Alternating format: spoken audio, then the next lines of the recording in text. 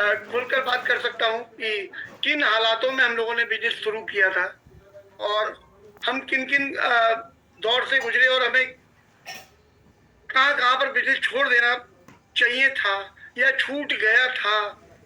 बहुत ऐसे दौर हम लोगों के जीवन में आए। तो शुरुआत मैं करना चाहूंगा कि रमा मैम, आपने ये बिजनेस जब स्टार्ट किया तो स्टार्ट कैसे किया, बस उस पर सबसे पहला मैं आपसे विचार जानना चाहूंगा। किस तरीके से आपने इस पे किया, क्योंकि मेरा तो इंटरेस्ट था नहीं। जी सर, मैंने स्टार्ट किया था एक्चुअली। मैं यहाँ पर थैंक यू बोलना चाहूंगी अपने ग्रेट अपलाइन, जिन्होंने मुझे, चूंकि अपलाइन तो वो बाद में हुए, पहले वो मेरे फैमिली मेंबर हैं और छोटे भाई हैं, देवर जी हैं हमारे। उन्होंने मुझे एक्चुअली, वो उनका घर में आना होता था और मेरे सर में माइग्रेन की बहुत प्रॉब्लम थी। मैं मतलब टेबलेट खाकर मैं काम करती थी, तो वो अक्सर देखते थे कि कपड़ा बांध के सर में, मैं भाभी क्या काम, क्या परेशानी है? मुझे भैया कुछ नहीं, सर में दर्द है। तो वो कंटिन्यू रहता था, लेकिन मेरे अंदर एक टेंशन रहती थी कि ये टेबलेट खाकर मैं कब तक चलूंगी, इसका प्रॉपर इलाज होना चाहिए। फिर डॉक्टर्स को भी दिखाया, लेकिन कंडीशन वही रही। तो उन्होंने मुझे कुछ सप्लीमेंट दिए, उन्होंने कहा आप ये खाइए। क्योंकि मुझे विश्वास नहीं था इतना इन चीजों पर, तो मैंने उनको अवॉइड कर दिया। फिर वो आए, उन्होंने फिर मेरे को बोला, तो बोले अच्छा आपकी बार मैं लेके आऊंगा। उन्होंने लाकर मेरे पास रख दिए, उनको खोल खोल के दिया। सेकंड, उन्होंने मुझे दो चीजें और बोली कि एक तो आप अपनी चाय बदल दीजिए, क्योंकि मैंने उनको बोला मैं चाय बहुत पीती हूँ, हो सकता है मुझे चाय से एसिडिटी हो रही हो। तो उन्होंने कहा आप अपनी चाय बदल दीजिए, और सेकंड, एक जो घर में जिस तेल से खाना बनता है वो तेल फेंक दीजिए। मैंने कहा ठीक है। उस समय तो मुझे बड़ा दुख लगा कि फेंकने को बोल रहे हैं, बताइए कैसे कैसे हम लोग खरीद पाते हैं, आप कह रहे फेंकने के, लेकिन मैंने उनसे कुछ नहीं कहा। मैंने कहा ठीक है। उन्होंने लाके दी और मैंने चेंज किया। इसमें मुझे थोड़ा ये लगा कि मुझे हो सकता है ये बता रहे हैं क्योंकि वो न्यूट्रिशन है, तो मैंने सोचा उनको कुछ पता ही होगा, मुझे नहीं पता है वो सारी चीजें। तो मैंने बस उनको चेंज किया, और जब मुझे फायदा हुआ तो फिर मैंने उनसे पूछा कि क्या और लोग भी इससे ठीक हो सकते हैं?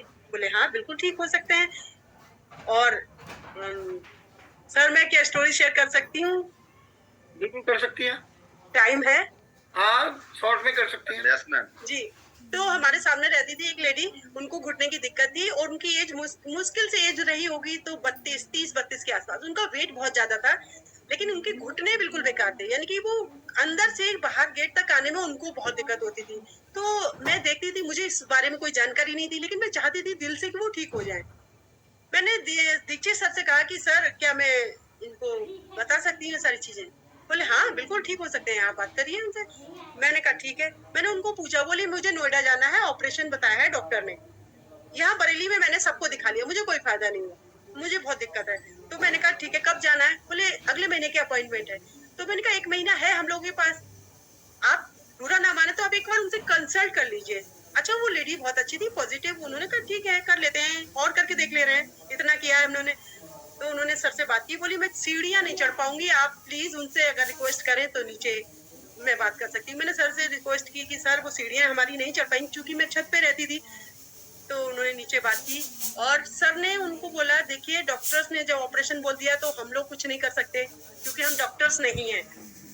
तो कुछ अच्छी चीजें हैं, कुछ सप्लीमेंट हैं, आप इनको लेके देखिए, 3 महीने तक लीजिए। अगर 3 महीने में आपको 5 से 10% तक अगर फायदा होता है तो आप इनको कंटिन्यू करिए, अदरवाइज छोड़ दीजिएगा, क्योंकि लास्ट हमारे पास ऑपरेशन ही है।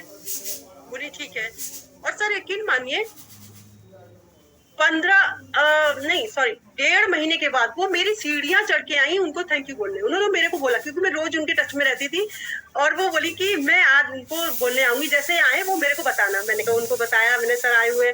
तो बोली अच्छा, वो सीढ़ियां चढ़कर गई। तो ये चीज हम लोग के लिए सर, मतलब उस समय तो शब्द नहीं है मेरे पास कि जिस लेडी को डॉक्टर ने कह दिया तुम सीढ़ियां जिंदगी भर नहीं चढ़ पाओगे, और वेस्टीज के सप्लीमेंट खाकर वो आज बिल्कुल मुझे दिखती है, घूमती हैं, स्विमिंग जाती हैं और स्कूटी से सब जगह घूमती है। तो ये मेरा ब्ली लेवल यहाँ से और ज्यादा हाई हो गया। फिर मैंने अपनी छोटी बिटिया को, जो इस समय ये बहुत बड़े प्यार से देखते हैं आप लोग, उसको, वो 6 महीने 8 महीने की थी, तो भैया ने कहा कि आप ऑफिस आइए, वहां पर सीएनटी होती है और आपको कुछ सीखने को मिलेगा। तो मैंने कहा हाँ मैं सीखूंगी, मैं चाहती हूँ लोगों की जिंदगी में बदलाव आए। तो इस तरीके से मैंने शुरू किया। Very good. जब आपने शुरू किया तो चूंकि मैं उसका विरोधी था घर में, जब बहुत गर्मी पड़ रही है, बहुत बरसात हो रही है या बहुत ठंड पड़ रही है और आप मीटिंग में जा रही हैं, उसमें आपकी बेटी कितनी बड़ी थी, छोटी वाली? मेरी छोटी बेटी 9 महीने की, 8-9 महीने की थी।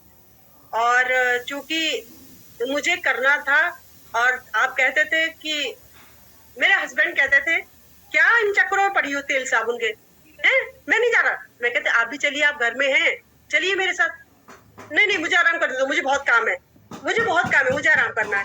तो मैं कहती ठीक है सर। अच्छा, ये भी अच्छा था कि हफ्ते में एक बार ही सीएनटी होती थी, संडे टू संडे। तो मुझे बीच बीच में भी होता था प्रोग्राम, तो इवेंट होता था तो मैं जाती थी।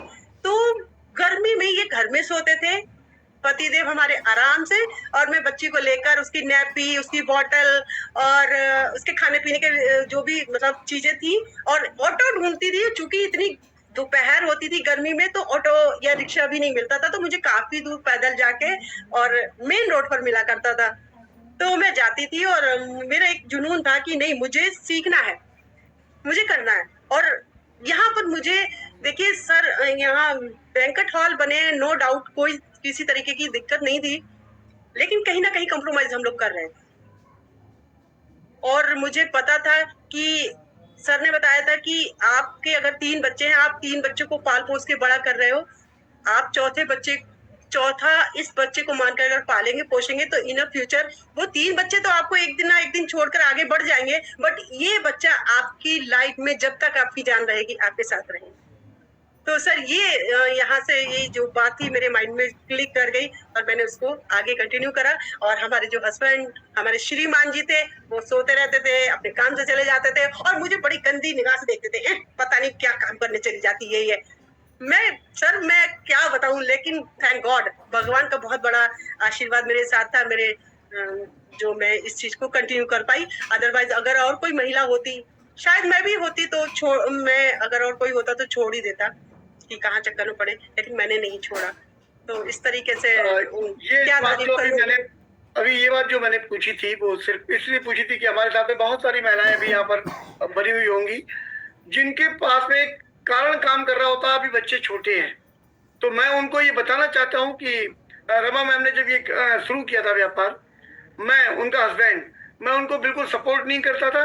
मुझे अगर कोई काम नहीं भी होता था, मैं घर में लेटा रहना पसंद करता था, मैं जाता नहीं था इनके साथ में। ये धूप हो रही है, बरसात हो रही है, जाड़े हो रही है, वो 9 महीने की बच्ची को लेकर ये अकेले सीएनटी लेकिन छोड़ती नहीं थी, जाती थी। और 3.5 साल तक ऐसा चला। ये मतलब छोटा पीरियड नहीं होता है। 3.5 साल तक वो अकेले डटी रही, और मैं भी डटा रहा कि नहीं करूंगा, बिल्कुल बेकार चीज होती।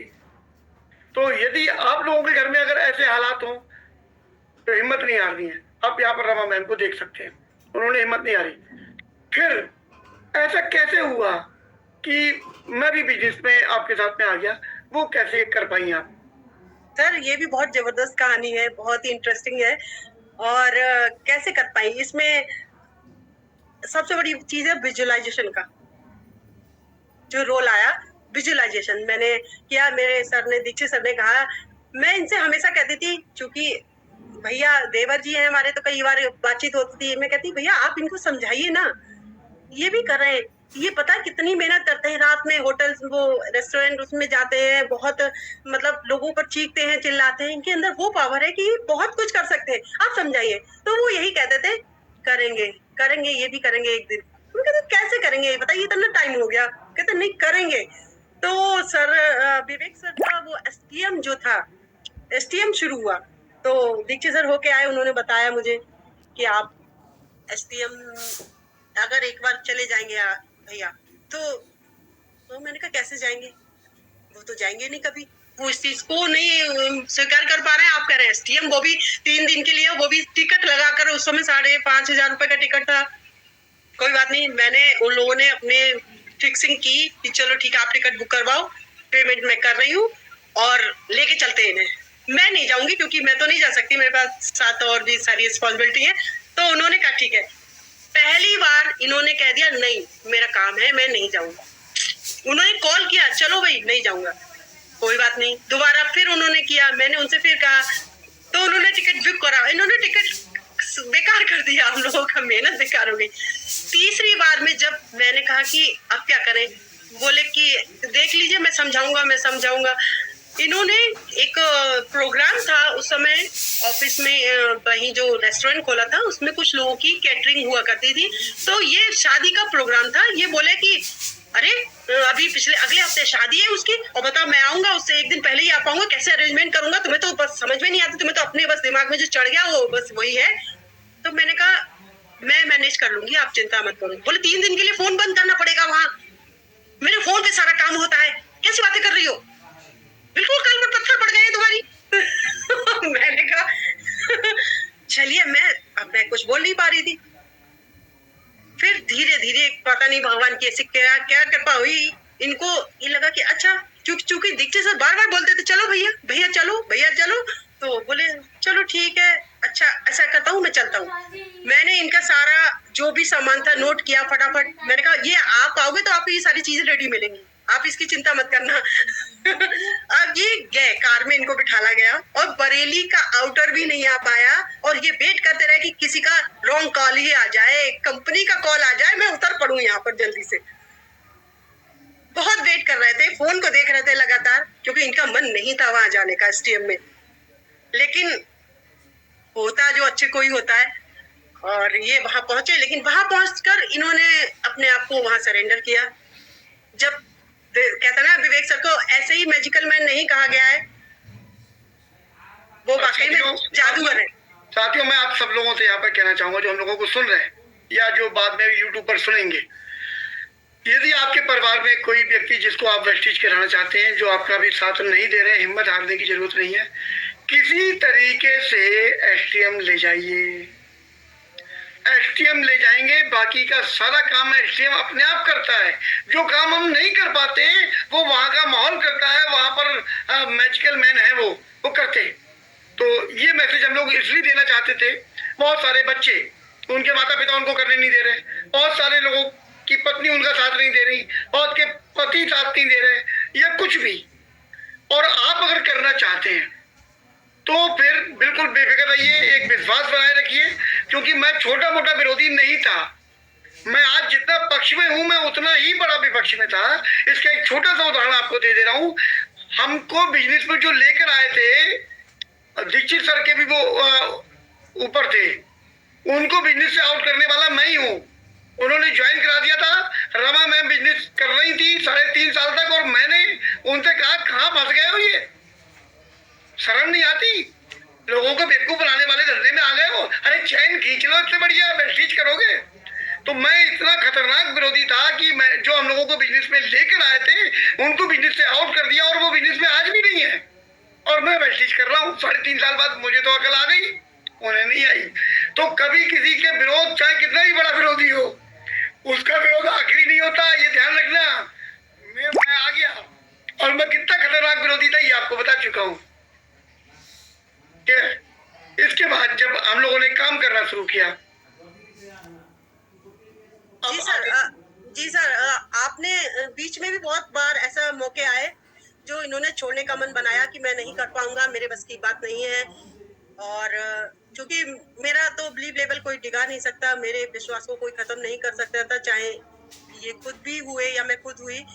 भले ही मैं कंडीशन मेरी कुछ रही हो, तो यहाँ पर बहुत ज्यादा मैं थैंक्स बोलना चाहूंगी मिस्टर रामवीर सर का, जिन्होंने टाइम टू टाइम इनको संभाला, इनको गाइड किया। सर इतना सर ने गाइड किया कि मैं उनकी जब तक जीऊंगी उनको थैंक यू बोलती रहूंगी। पल पल उन्होंने गाइड किया। तो सर तभी तो इसको वेस्टिज को ऐसे ही परिवार की टीम तो नहीं कहा जाता, क्योंकि यहाँ परिवार जैसे लोग काम भी कर रहे हैं, एक दूसरे का सहयोग कर रहे हैं। रामवीर सर ने अपनी जान लगा दी सर को उन कंडीशन से बाहर निकालने में, उन दिक्कतों से बाहर निकालने में। एक पल के लिए भी नहीं सोचते थे कि ठीक है इनसे क्या फायदा या क्यों करूं मैं, लेकिन रामवीर सर ने जो किया वो सर दिल से मैं उनके लिए भी थैंक यू बोलना चाहती हूँ। साथियों, लास्ट में मैं बस एक चीज आप लोगों को बताना चाहूंगा। हम लोगों की 3 बेटियां हैं, तीनों की शादी हम आज नहीं परसों कर देंगे, अपने अपने घर चली जाएंगी। एक एज ऐसी आएगी कि जब हम लोग काम करने लायक नहीं होंगे। हम लोगों के 2 बरातघर है प्रेजेंट टाइम पे, वो बरातघर भी हम लोग बच्चियों को ही दे देंगे, तीसरी के लिए भी कुछ ना कुछ कर देंगे। जब हाथ पैर नहीं चल रहे होते हैं तो चाहे वो कोई सा भी व्यापार हो, हम अपने बच्चों को सौंपते हैं। हमारे बारातगर भी हम अपनी बेटियों को सौंपेंगे ना। हमारा वो दामाद जो आएगा हमें नहीं मालूम कौन आएगा, और वो हमारी बेटी से जब ये मीठी मीठी बातें कहे, अरे ये बारातगर में इतनी इनकम नहीं होती है, इसको बेच के वो एक उस वाली कंपनी में लगा देंगे पैसा और रातों रात दुगना हो जाता है। तो जो हम लोगों ने अभी दिन रात मेहनत करके अपने पिता, रमा जी के पिता, इन सब के पिता की भी कमाई लगा दी, अपनी भी लगा दी, सब तो वो बारातगर बनाए। वो आने वाला व्यक्ति कब वो उन बारातगरों को बेच के किसी कंपनी में पैसा इन्वेस्ट करा देगा, हमें नहीं पता। और हमारे बच्चों के जीवन में अगर सन सिक्के पे हो गई ना पूरी मेहनत, वेस्टेज को हम लोग इसलिए कर रहे हैं कि अगर हमारा सब कुछ भी कोई चला जाए तब भी अगले महीने वेस्टेज फिर से पैसा देगा, और कभी हम जीरो नहीं हो सकते। और दूसरी बात, दुनिया में कोई साथ दे ना दे, आज की तारीख में आप सारे लोगों को एक उदाहरण देना चाहता हूं। मात्र 5 लाख रुपए, 10 लाख रुपए, या कहूंगा 1 लाख रुपया भी आपको किसी के पास में रखना है, और रख के आपको चले जाना है 6 साल के लिए। 6 साल के बाद आओगे तो आप अभी पक्के नहीं हो पाओगे कि वो रुपया आपको लौटा देगा। आपके करीबी से करीबी भी लोग जिंदा होते हैं, उनकी जमीन जायदाद के मुकदमे कचहरी भरी पड़ी है। तो जिंदा जिंदा लोग एक दूसरे की बेईमानी कर रहे हैं, अपने घर में बेईमानी कर रहे हैं, पिता पुत्र में मुकदमे चल रहे हैं, बच्चों में चल रहे हैं, भाई भाई में चल रहे हैं। वेस्टीज से हमें वो विश्वास है, अगर हम इस दुनिया में जब व्यापार करने लायक नहीं भी बचेंगे, जब हमारे हाथ पैर नहीं चल रहे होंगे, तब भी हम लोग आज जो मेहनत कर रहे हैं उसका सिला हमें मिलेगा। ये वेस्टीज हमें दे रहा है क्योंकि वो और लोगों को दे रहा है। हम जब इस दुनिया से चले जाएंगे तो मेरी पत्नी किसी रिश्तेदार के आगे मुंह नहीं फैला रही होगी, हाथ नहीं फैला रही होगी कि हमें हमारे बच्चों के लिए जरूरत है। वेस्टीज मेरी पत्नी को वो पूरी पूरी ताकत शौक बन के खड़ा हुआ होगा सिस्टम मेरे साथ में। हमारी पत्नी भी जब इस दुनिया से चली जाएगी तो हमारे बच्चे अपने हाथ में डिग्री लेकर कहीं पर अपने आप को बेचते नहीं कर रहे होंगे कि हम आपके लिए बहुत बढ़िया काम करेंगे, हमें जॉब दे दीजिए। मालिक बनकर काम करेंगे, राजा बनकर काम करेंगे, और उसके बाद उनकी अगली नस्ल तक के लिए वेस्टीज उनको मौके दे रहा है। और ऐसे शानदार मौके दुनिया में कहीं नहीं, दुनिया की किसी अपॉर्चुनिटी में नहीं। ये जैसे ही हमको वेस्टीज से मिलता है, मैं अपना सर्वांग जीवन, अपना सब कुछ सर्वत्र निछावर करने के लिए तैयार रहता हूं। वेस्टीज पर एक महान संस्था, ये हम लोगों को एक रीढ़ की हड्डी की तरह मजबूती प्रदान करती है। मैं और रमा आजन्म वेस्टीज की सेवा करने के लिए बने हुए हैं, सेवा करते रहेंगे। सेवा के बाद जो फल मिलता है वो हमें अपने आप मिलता रहेगा। जी डीसी राजपूत साहब, आप कुछ कहना चाहते हैं? आइए, स्वागत है। बहुत बहुत धन्यवाद सर। मेरी आवाज आ रही है सर? जी सर। बस मेरे पास शब्द नहीं है कुछ कहने के, आपको धन्यवाद देने के लिए फोन किया है मैं। थैंक यू सर, बहुत अच्छा लग रहा है मेरे को। धन्यवाद। धन्यवाद सर। आप सब लोग अपना प्यार सहयोग ऐसे बनाए रखिए। बी टीम एजुकेशन सिस्टम जब तक हम लोगों को छत्र छाया की तरह ऊपर बढ़ा हुआ है, हम में से हर व्यक्ति चाहे वो कितना भी नया क्यों ना हो, वो वेस्टीज में बिल्कुल ये ना सोचे कि उसको सिखाने वाला कौन है। बी टीम एजुकेशन सिस्टम उसको सिखाने के लिए दिन रात एक मेहनत कर रहा है। आज मैं और मेरी भाई बोल पा रहे हैं, हमें बोलने लायक बी टीम ने बनाया, नहीं तो हम लोग बोल ही नहीं पाते। और अगर ये चूंकि अपनी बात को कहने का ही तो बिजनेस है, अगर हम बोल ही नहीं पाएंगे तो हम कुछ नहीं कर पाते। तो हम जैसे आम व्यक्ति को बोलना सिखाया, इसके लिए बी टीम का धन्यवाद देना चाहता हूँ। और आप सारे महान लीडर्स ने हमारी हौसला अफजाई की कि जब आप कर सकते हैं तो फिर हम भी कर सकते हैं। आप लोगों को देखकर हम लोग सीख कर हम लोग आगे बढ़ रहे हैं। इसी के साथ मैं अपनी बात को यहाँ पर विराम देना चाहूंगा। ग्रेट लीडर अमर पांडे, स्वागत है आपका। Thank you so much sir. बस हम सभी अपने वी टीम स्टूडेंट की तरफ से आप दोनों लोगों को एक बार फिर से कोट सा धन्यवाद देते हैं सर। और हम सभी लोग मिलकर के ऊपर वाले से विनती करेंगे कि आप दोनों लोग ऐसे ही